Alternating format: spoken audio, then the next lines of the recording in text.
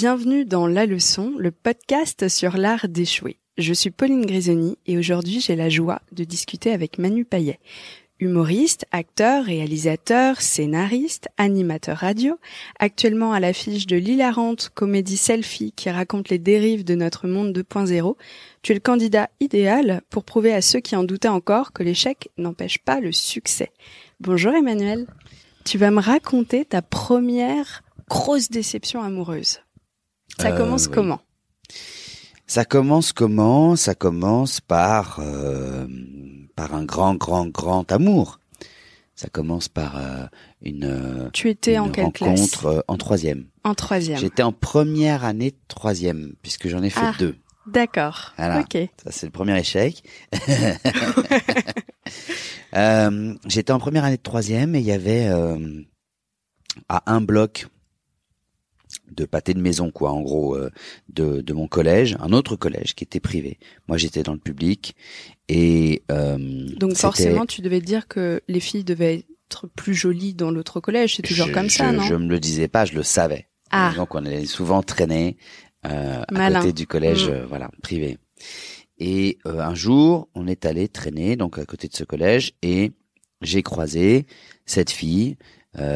Qui était c'était la fin de l'année, c'était les bombes à eau, on se balançait, c'était la grosse mode des bombes à eau à la Réunion. Mais on se bien balançait sûr. les bombes à eau, voilà. Et donc je la croise aspergée d'eau parce qu'on s'était balancé des bombes à eau entre collèges, etc. Enfin bon, bref, je sais plus ce qui se passe. Et je suis avec mes copains de mon premier collège et je leur dis les gars, je suis amoureux, ce sera elle. Tout le monde se fout de ma gueule, ils me disent alors ça, jamais, tu sais que cette fille-là, personne n'a pu encore jamais l'embrasser, c'est la plus belle de tous les collèges réunis, ça Donc, ne t'arrivera évidemment, pas. des filles. Évidemment, des filles. Et je me dis, un jour, vous verrez. Ce que je ne savais pas, c'est que j'allais redoubler. Ok. Donc ce qui est arrivé, j'ai redoublé, et mes parents, pour tenter de me sauver, m'ont mis dans le privé. Et donc, ils m'ont D'accord. changé de collège, ils m'ont mis dans ce fameux collège privé d'à côté. Tu y as pensé sur le coup ou tu étais plus concentré par autre chose ? Pensez à Est-ce que quoi ça t'est venu à l'esprit peut-être de te dire « Ah, je vais être dans le même collège qu'elle ». Non, j'y ai pas pensé tout de suite. Non, D'accord. j'avoue, j'y ai pas pensé tout de suite. Non, parce que ce jour-là où je l'avais croisé, c'était l'année d'avant, quelques mois auparavant, c'était presque à l'époque. Puis je suis en troisième, je suis jeune, Ouais, je suis bien un sûr. gamin. Ouais. Et c'était presque comme un rêve. Je sais même pas comment j'aurais fait si ça devait se faire. En tout cas, à ce moment-là. Ok. Je redouble, je vais dans ce collège. J'arrive donc en nouvelle classe de troisième. Ok. Et je tombe dans sa classe. Parce qu'elle avait 1 an de moins que moi. Oh là là. Et le jour de la rentrée, notre prof principal, c'était le prof de maths. Il était en train de nous expliquer, enfin bon, bref, le jour de la rentrée, prof principal, quoi. Il y a le briefing et tout ça. Je suis assis à côté d'un copain, Pierre Endurant, qui était en train de devenir mon nouveau copain. Tout le monde avait un peu vu que j'avais 1 an de plus, j'avais un look, Un peu beau gosse, quoi. Ouais, j'étais un peu Ouais. le gars cool. En plus, je revenais sûrement de Paris où j'avais dû acheter des baskets cool, Ok, enfin je sais pas bien quoi. sûr. Bon bref, voilà. Ça tient un peu de choses à l'époque. Ça tient un peu à très très peu de choses effectivement, souvent aux fringues quoi, surtout le jour de la rentrée quoi. Et voilà, sûrement je devais revenir de Paris et voilà. Et elle était en retard. Ok. Donc il y avait une place de libre, quelques tables devant moi. Il y avait une jeune fille, elle était blonde, c'était sa meilleure amie à l'époque, qui était seule.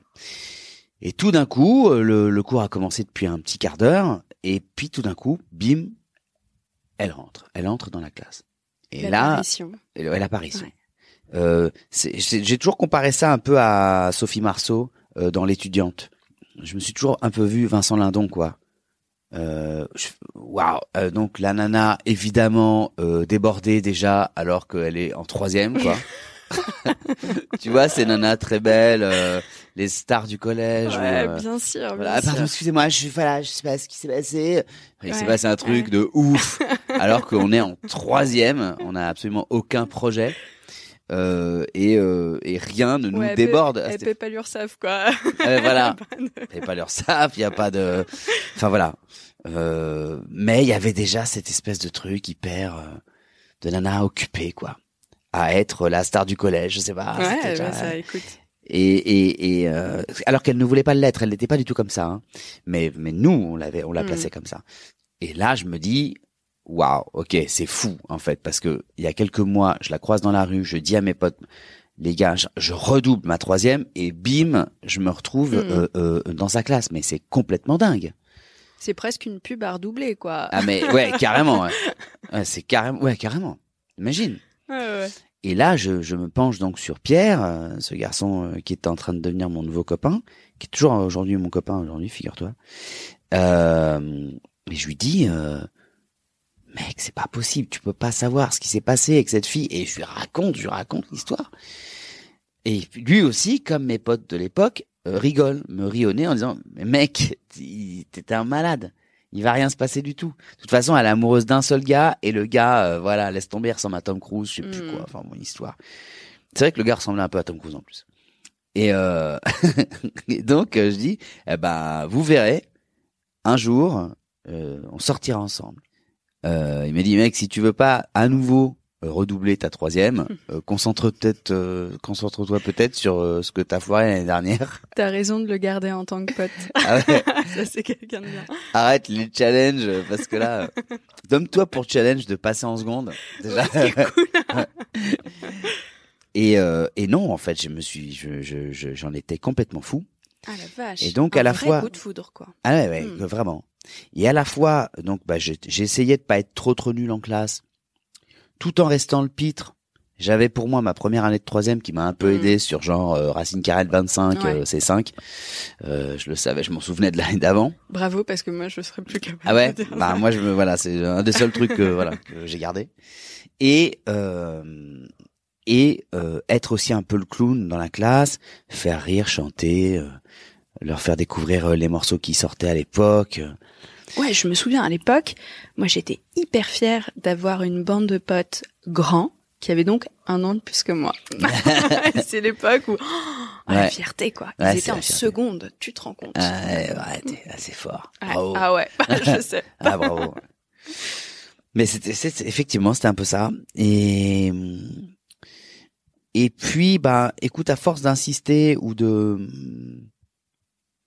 enfin, j'ai essayé toutes les méthodes, les techniques possibles pour la faire craquer, pour qu'elle craque. Et puis, elle ne craquait pas. Et puis un jour, je sais pas, ça l'a touchée.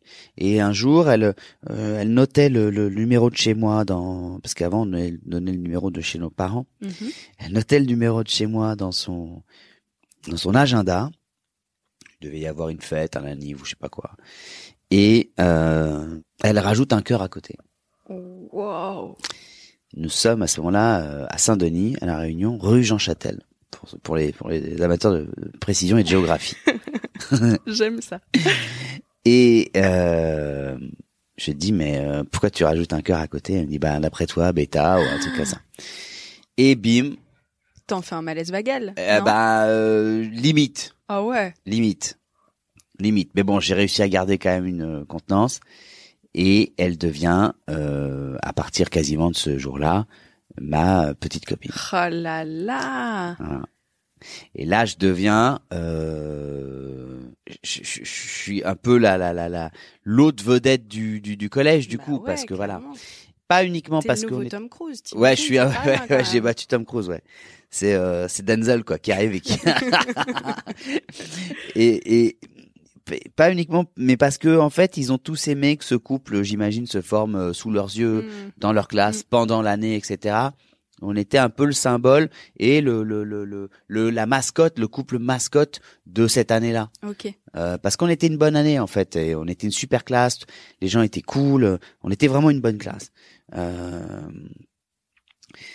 Et on devient voilà cette espèce de couple un peu mascotte où si on n'est pas là c'est nul. Si tu vois l'un, tu demandes où est l'autre. Et les choses deviennent un peu sérieuses. Et moi je les prends très très à cœur. Et pour moi, presque, parce qu'encore une fois, je redis, je suis jeune, j'ai 15 ans, je crois que j'ai 15 ans, je suis en troisième. C'est ton premier grand amour? C'est mon premier grand amour, c'est mon premier amour devant tout le monde, enfin au jour, quoi. C'est pas un truc de colo où tu roules une pelle pendant Action Vérité. Ça, c'est un vrai truc quotidien. On est dans la même classe, donc maintenant on est souvent assis à côté. Parfois on se dit non, ça soit pas à côté, faut pas que ce soit tout le temps, machin. Faut pas qu'on se colle, machin. Et du coup, ça dure combien de temps, ça? Et ben ça dure 1 an et demi. C'est hyper long. Et ben à l'époque c'est hyper long. Et moi je prends le truc très au sérieux. Moi je me demande même si je vais pas dire à mes parents bon voilà bah je m'en vais. Je m'installe là, donc est-ce que vous pouvez m'offrir un loyer? Oui, c'est ce que j'allais dire. Par contre, ce que je veux bien, c'est rentrer faire mon linge. Ouais. Maman, est-ce que ça t'embête pas de nous faire à bouffer pour moi et ma femme? Voilà. Donc ça, c'est mes slips. Voilà. Et c'est culottes. Ouais, donc ça va loin. Alors, dans ma tête, ça va loin. Et dans ma tête, c'est même plus un truc de jeunesse. C'est un truc, c'est très sérieux. T'as presque des responsabilités. Presque des responsabilités. Je suis pied au plancher, je suis à fond.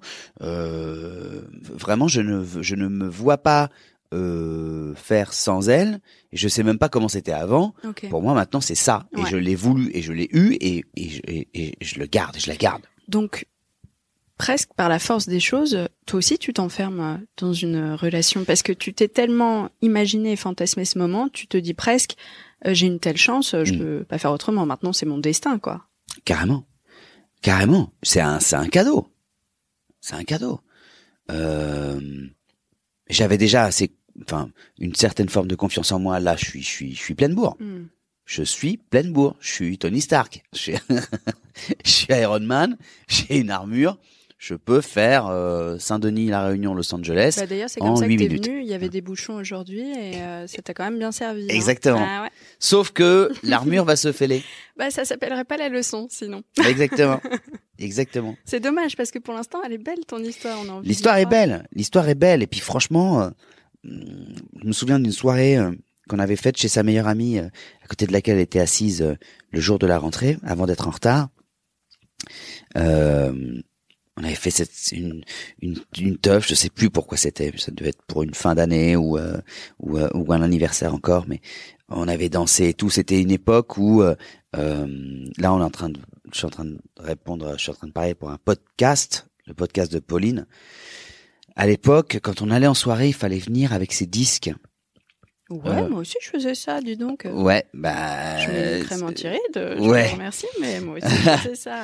Attends. Tu venais avec tes disques parce que si t'avais pas amené ton CD, et ben en fait le morceau il passait pas. Bien sûr. Voilà. Puis tu le retrouvais pas à la fin aussi et parfois. Alors on mettait notre nom dessus, oui. et puis à la fin, bon les gars, moi je récupère mes CD. Où est mon CD de MC Hammer? Alors moi c'était plutôt Britney Spears, enfin bon. Voilà. Tu vois, mais c'était fou quand même. Avant on partait avec nos CD. Shania Twain aussi. Oula, Shania Twain, ouais. Je dérive. Oulala, ouais, là tu vas loin là. C'est Man I Feel Like a Woman, c'est ça? Ouais. Oulala. Ça arrivé bien après dans ma vie. Celle-là est arrivée bien après dans ma vie. Elle a foutu aussi un peu la merde dans ma vie, celle-là, mais pas la même. Ce sera un épisode dans ma vie professionnelle. Ouais, c'est clair.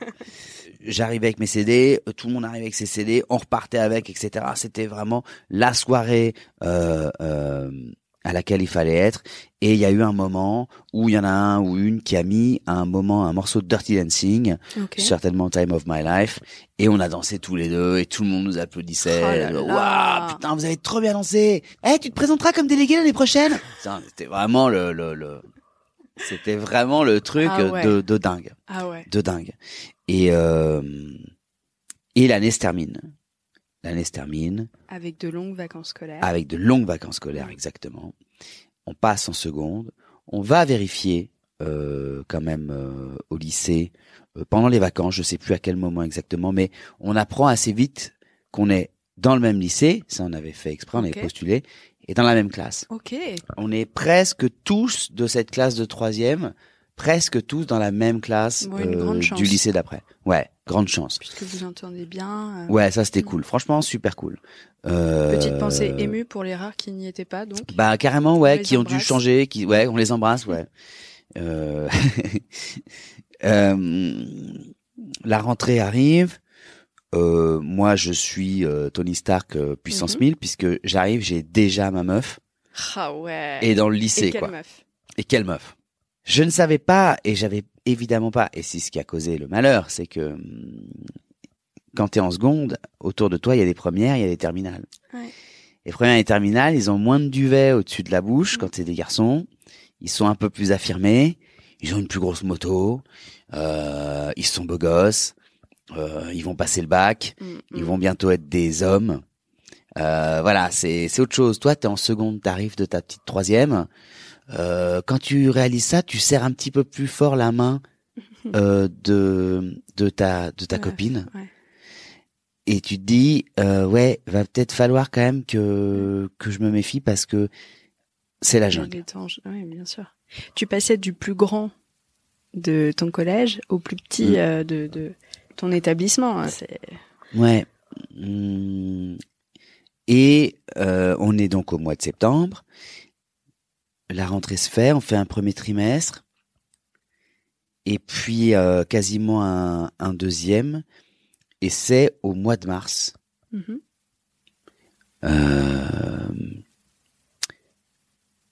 Je crois que c'était un mardi. C'est pour te dire. La vache, ouais, c'est à marquer. Et c'est au mois de mars qu'elle demande à ce qu'on est dans la cour, à la grande récré. Je crois que c'était la récré de 10h30, la grande récré, je sais plus, je suis pas sûr. Mais... Elle demande à ce qu'on s'éloigne, on s'écarte du groupe. Et on s'écarte du groupe et elle me dit, écoute, voilà, faut qu'on se parle, j'en peux plus. Je veux qu'on arrête. Tu t'y attendais à ça? Mais pas du tout. Ouais. Mais pas du tout. Mais alors, comme un gars. C'est-à-dire que... Mais c'est surtout que t'as pas d'expérience, quoi. Et ouais, en plus, comme un gars qui a 16 ans. Moi, à cet âge-là, un mec me rappelait pas au bout de 5 jours, j'étais là, peut-être qu'il avait plus de batterie. Enfin, tu vois, il y a un côté... Ouais. Enfin, bon, ouais. Écoute, chacun son niveau d'interprétation. Hein. Mais il est vachement bien le tien, mais je pense quand même que toi, t'aurais compris plus vite. Moi, je pense quand même que j'ai grandi beaucoup moins vite qu'elle et que les filles qui, évidemment, et que les filles qui m'entouraient en général, évidemment.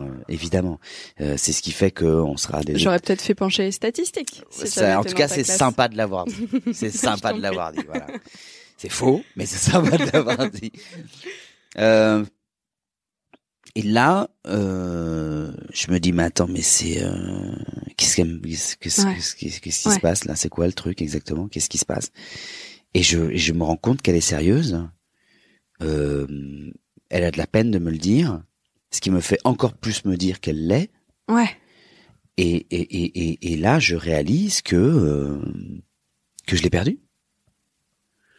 Et que ça fait peut-être un moment d'ailleurs que je l'ai perdu. Je comprends des choses après.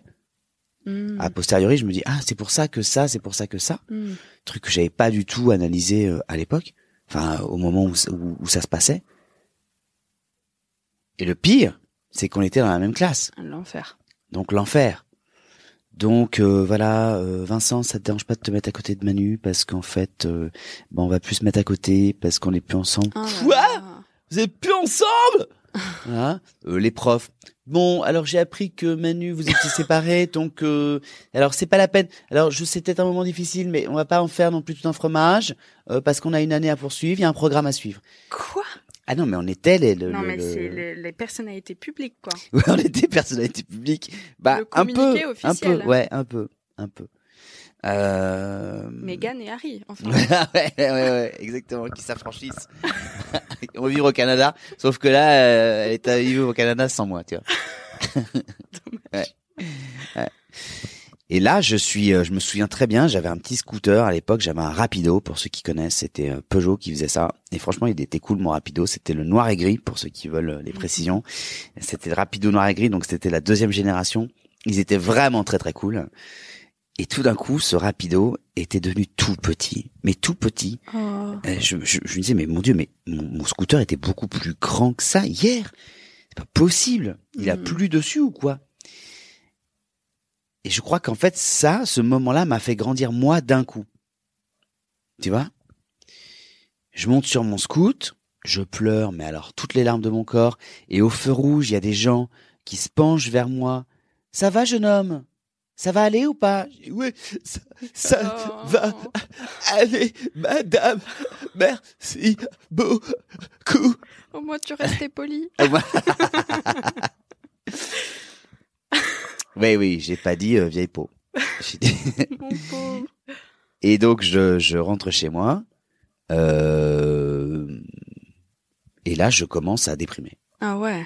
Parce que c'est un vrai choc. Il faut le temps de que ça monte au cerveau. Et puis, une fois que c'est monté au cerveau, il y a tellement de questions, j'imagine. Ouais. Enfin... Et puis, il y a aussi, il faut apprendre à vivre sans. Oui, tout est rituel, tout est petit. Voilà, trucs. ouais. Et puis voir l'autre tous les jours, s'épanouir, faire d'autres choses, avoir un copain. Oh là là. Il y a un mec qui est arrivé assez vite dans l'histoire, qui était en terminale, qui avait une super grosse moto. Alors lui, pour le coup, la moto, ma tête, elle arrivait au niveau du guidon. Non, c'était pas un rapido, non. Non, c'était pas un rapido, c'était une 125 KDX, je crois. Pour ceux du coup qui aiment la Pour ceux précision. toujours qui parce que voilà, c'est aussi un podcast pour les fans de deux roues et il y a pas de raison que vous soyez lésés. C'est une grande partie de ma communauté. On le sait, salut à tous. Salut les bikers. Et donc je la vois sortir, quitter le partir du lycée devant le portail, il l'attendait, lui donner un casque, elle monte à l'arrière et tout. Brum, et il part avec et tout. Oh là là, et tout. Avec les gars. Ah Manu, tu veux venir faire un billard? Ah non. Ouais. Est-ce que non, je vais plutôt aller acheter une arme. Ouais. Et donc l'année a continué un peu comme ça, tant bien que mal. Bon, c'était mars, il restait peu de temps avant la fin de l'année, non? Ouais, heureusement, il restait peu de temps avant la fin de l'année, sauf que j'ai long. sombré quand même assez vite. Donc après, j'allais plus en cours, j'ai vraiment commencé à déconner. Okay. Ma mère n'était pas très présente parce qu'elle était pas tout à fait pour cette relation-là avant. Ok. Donc elle m'a juste vu dépérir sans savoir trop ce qui se passait. Elle me dit mais quoi, cette fille t'a quitté? Donc elle l'a appris après, l'a compris, etc. Et ma mère du coup s'est dit bon il faut que je le sauve le petit parce qu'il va pas bien du tout. Et c'est vrai, j'allais pas bien du tout.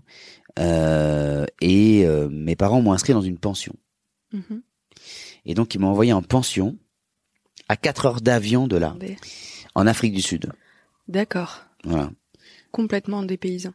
Ah bah ouais. Cravate, uniforme, chaussures cirées, tous les matins. Que des mecs ou Que des mecs, okay. École de garçons.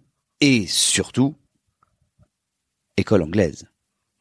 Waouh, d'accord. Anglophone. On parlait uniquement anglais. Ok.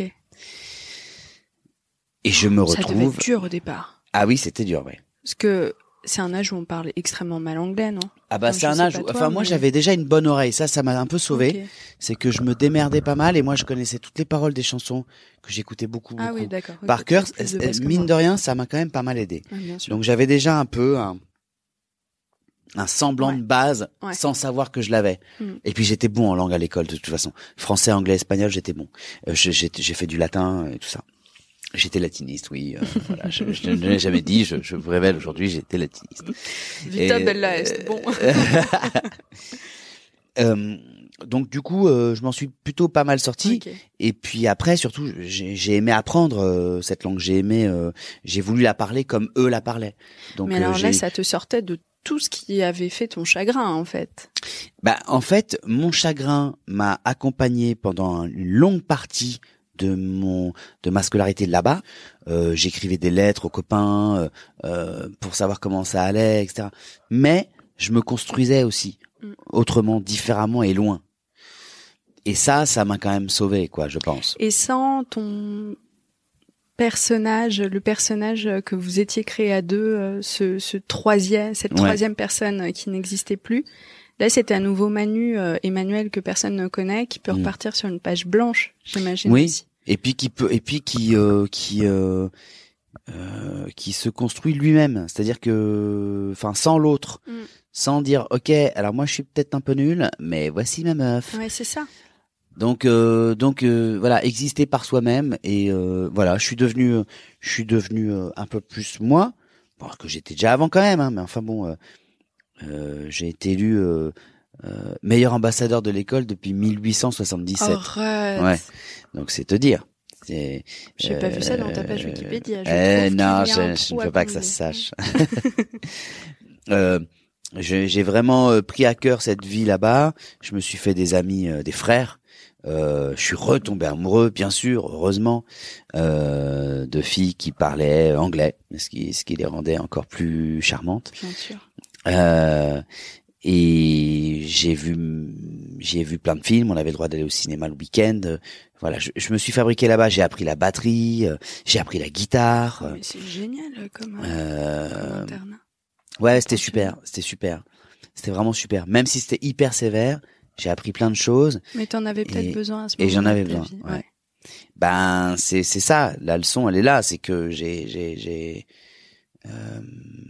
j'aurais jamais vécu tout ça si il ne s'était pas passé ce grand séisme-là dans ma vie. C'est-à-dire que dans ma jeune vie, je sais que ça a été. J'en ai beaucoup parlé. Hein, je sais que ça a été fondateur, parce que destructeur d'abord. Après fondateur, là, dans l'ordre que tu veux, presque dans les deux sens, presque ça marche. Parce que ça serait pas arrivé, je sais pas en fait ce que j'aurais fait. T'aurais jamais été dans ce pensionnat ? J'aurais jamais été dans ce pensionnat, ça c'est sûr. Je sais pas ce que je serais devenu. Je sais pas si j'aurais été comédien, si j'aurais fait mes spectacles comme je voulais faire depuis gamin, depuis quand j'étais avec elle et tout ça. Je voulais déjà monter sur scène. Je sais pas si j'aurais fait tout ça. En tout cas, cette rupture-là a fait que voilà, m'a brisé en mille, ça c'est sûr. Et puis là, je suis allé recoller les morceaux dans un autre pays carrément. Ça m'a fragilisé pour les relations d'après. Il a fallu que je fasse confiance à nouveau et que je réussisse à accorder ma confiance à, tu vois, des filles, même en Afrique du Sud, qui me disaient I love you, I promise you, I love you, you have to believe me. Et je disais ouais, mais en fait, toi, si tu décides de me faire du mal, demain matin, je peux m'écrouler par terre. Donc en fait, je vais pas t'aimer plus que ça. Voilà, ça va rester comme ça. Okay. Parce que je vais me protéger. Et pendant longtemps, je sortais d'un truc, même presque malgré moi, c'était pas réfléchi, hein, ça. Bien sûr. Je sortais d'un truc tellement, qui m'avait tellement fait de mal que mon propre cœur me disait non, mec, non, pas trop vite. Et puis aussi, parfois, au fond de moi, je me disais, putain, un jour, je rentre, je fais un concert, si je me réinscris à la fac et tout machin, qu'elle arrive et qu'elle me voit. Ça donne une niaque de ouf. Ouais. Que t'aurais peut-être pas eu, parce que quand on est dans son cocon de bonheur, on a tendance à se ramollir un peu. Exactement. Et c'est un âge où on est censé avoir l'envie de bouffer le monde, quoi. Ouais, tout à fait. Et tu me racontes cet échec-là aujourd'hui, parce que c'est ton premier gros échec, celui fondateur? Oui, bien sûr. C'est le premier. Aujourd'hui, et puis je me suis demandé si j'allais te raconter ça ou si j'allais te dire ouais, j'ai fait un film que j'aime pas. Non, je préfère raconter ça parce que c'est plus sincère, déjà c'est plus personnel. Et puis parce que je me dis qu'il y en a qui nous écoutent qui vivent peut-être ça en ce moment. Ouais. Soit l'avant, soit le pendant, soit l'après. Tout arrive en fait. Il y en a qui désespèrent parce qu'ils se disent mais je la rencontrerai jamais cette fille. Bah si. Elle était parfaite, c'était celle-là et il y en aura pas d'autres. Ouais. Ça marche évidemment pour les mecs. Ça aussi. Marche, oui. Et pour les filles, ce qui est génial, c'est de se dire que cette personne existe déjà. Tu l'as pas rencontrée, mais elle existe déjà. Elle est déjà en train de faire un truc là au moment où on parle. Toi aussi, t'y penses? C'est génial ça. Hein. Alors, moi, je me pensais tarée, mais je me dis, c'est fou, la future personne avec qui je vais faire ma vie, elle est déjà là, en train de faire quelque part ailleurs. Ouais. Ah, c'est bien. Ouf, hein. C'est génial. Mais je pense à ça aussi pour les célébrités en me disant, punaise, Brad Pitt là, il est en train de faire un truc. Il est en train de faire un truc. Là, quelle heure il est? Bon, là, il dort encore. Mais tu te rends compte? Bien sûr. C'est drôle. Ah, c'est marrant que tu te dises ça. Moi, ça me rassure, je me pense, c'est taré. Moi, enfin, peut-être que tu l'as aussi, mais au moins on est deux. Bah, au moins on est deux, ouais, on est deux. On est dans une pièce insonorisée, pour tout vous dire, c'est presque un peu flippant. Je crois qu'il faut voir s'il y a une clé, pour même si on va nous laisser sortir. Non, c'est juste la camisole, je commence à me... Ouais, c'est ça ce truc qui me sert. Ça gratte un peu aussi. Il y a un code à ce cadenas.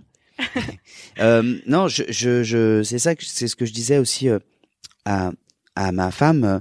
Je lui dis, mais qu'est-ce que tu faisais en 2000 temps? Mhm. Tu vois, tu faisais quoi à ce moment-là? Ouais. Moi, j'étais là. Ouais. J'étais en voyage, j'étais en vacances, j'étais aux États-Unis et tout. Toi, tu faisais quoi? Ah bah moi, j'étais en Thaïlande. T'étais en Thaïlande pendant que j'étais aux États-Unis, mais c'est dingue. C'est ouf. Et moi, je trouve ça génial. C'est ouf. Je trouve ça super. Et que après, la vie fait que tu vas te rencontrer.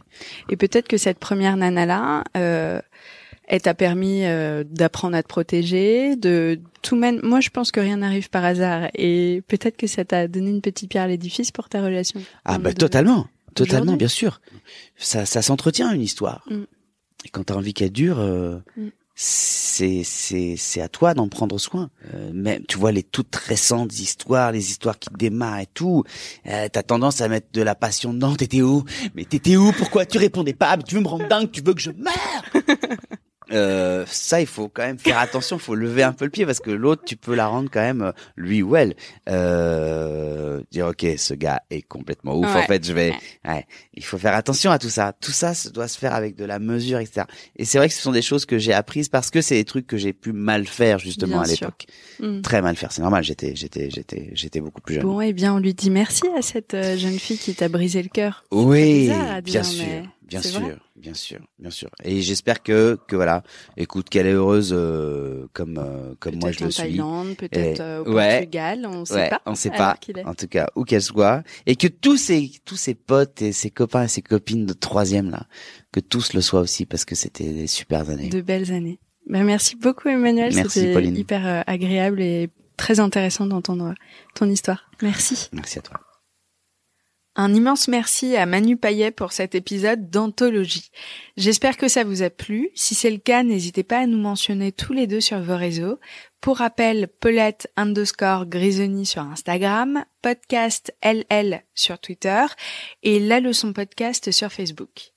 Et puis si vous voulez rajouter quelques bons points à votre karma, on sait jamais, ça peut servir, n'hésitez pas à me mettre 5 étoiles et un commentaire sur Apple Podcast. D'ailleurs, cette semaine, c'est Masuel qui m'écrit un podcast inspirant qui fait aimer le risque. Merci beaucoup à toi, merci beaucoup à vous, les nouveaux qui découvrent ce podcast, les anciens qui sont là depuis le départ, merci à vous tous. Je vous fais de gros bisous et je vous dis à très vite.